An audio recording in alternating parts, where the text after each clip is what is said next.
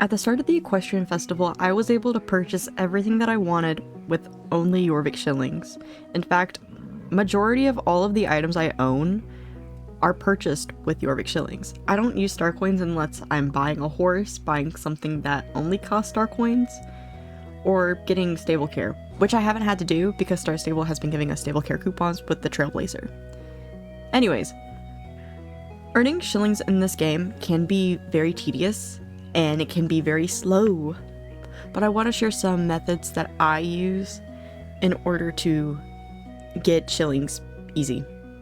Not every method that I talk about is going to be for everyone, which is why there's multiple different methods, so hopefully you're able to find something that works for you. The way I earn majority of my shillings are due to these things right here, which are the leaderboards. Now you can access the leaderboards by pressing V on your keyboard or clicking on one of these boards. Yeah. So you click on it, and then you want to go to Global High Scores. This is where you see all of your scores, and now it's important to note that you don't have to worry about the first page it shows you, which is the best evers. The best evers are simply just for competition. You want to click on Sort By, and then the ones you want to focus on are today, this week, and this month. If you get the daily best, you get 300 shillings in your mailbox. If you get the weekly best, you get 1,000 shillings in your mailbox. And if you get the monthly best, you get 2,000 shillings in your mailbox.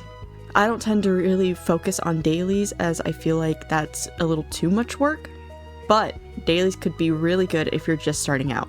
All scores refresh at 12 a.m. server time, so I tend to wait until Sunday at night to go through majority of the races and try to get weekly bests. I do weeklies very often, which means that by the time monthlies roll around, I tend to have majority of the monthlies, except for the occasional that I could go through and try to get as well.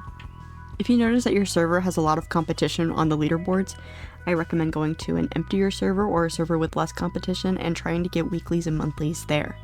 It makes it a whole lot easier, it saves time, and it's not as stressful.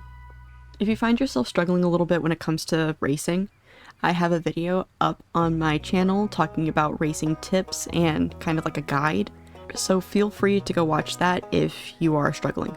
Something that goes along with getting weeklies and monthlies is that while I'm doing them, I try to complete the daily quest for them as well, so that way I can get the extra shillings from doing the race itself. Another thing I like to do is participate in championships as much as possible. Gold ribbons sell for 600, silver medals sell for 450, and bronze medals sell for 300. Placing below the top 3 also just gives you 200 shillings in your mailbox. Participating in championships was how I got a lot of my shillings before I even started high scoring, because if you know shortcuts and you know the game mechanics, and if you're on an emptier server, it's easy to place. The biggest way people tend to earn shillings is through light collection. If you are unaware, 1 light sells for 1 shilling, so if you manage to get a stack of light, you could sell that for 10,000 shillings. Once you complete the necessary paths, it's easy to rack up light. For Path of Whimsy, I like to focus on collecting wisps. That means working your way up to unlocking this one right here, which is Playful Spirits level 2. This makes it so wisps now give you 80 light. For Path of Terror, you want to focus on working your way up to these two, which is Grove Tender's Touch level 1 and Grove Tender's Touch level 2. This one makes it so that with every plant that you collect in your garden, it rewards you with light.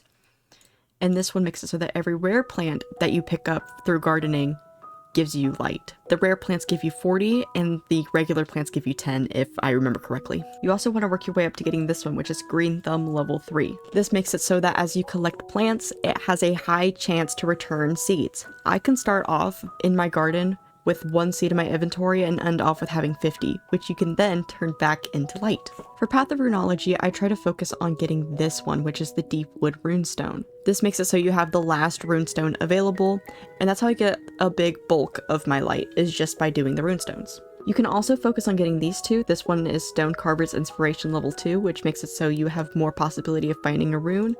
And this one, which is Rune Carving Techniques Double Shifts, which adds a new rune carving technique, which makes it so you can get more light from completing the runes. The way that I plant things in my garden is consistent. As you can see, Rubia is always between moss and jute, and chamomile is always between flax and bee balm.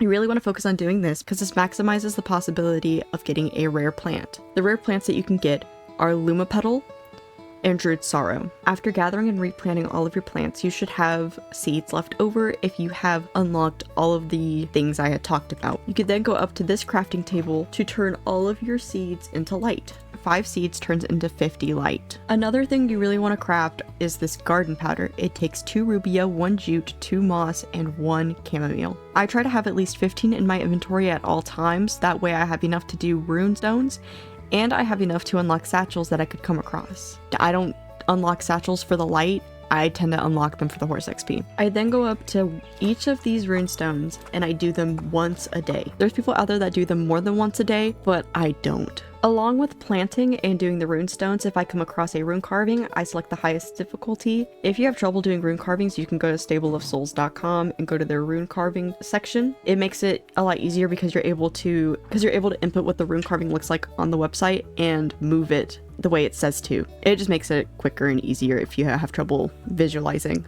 what you need to do. If I see a clump of light, I try to gather it, along with following wisps that may appear.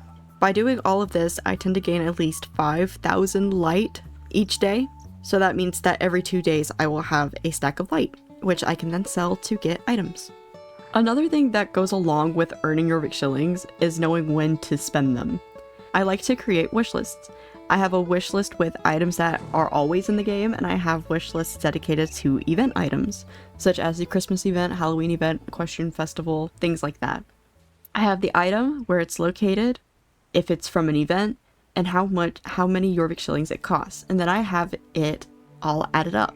So for example, for the Equestrian Festival, I needed at least 150,000 shillings, not including the newer items that were added.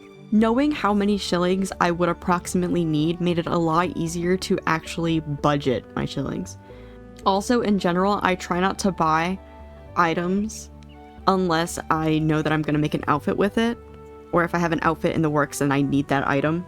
I don't just purchase things from my wish list because they're on my wish list, you know what I mean? With that being said, like, you do you, that's just what I do. These are just the things that I do to get Jorvik shillings. With all of these methods being talked about, it's important to note that everything does take time.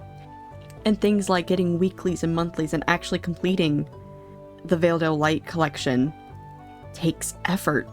And again, everything takes time. Don't go into this expecting to get 500,000 shillings in one night or in one day, because that's just not possible. Hopefully this video was at least a little bit helpful and you're able to find methods or a method that works for you. So yeah, happy shilling grinding, I guess. I don't know.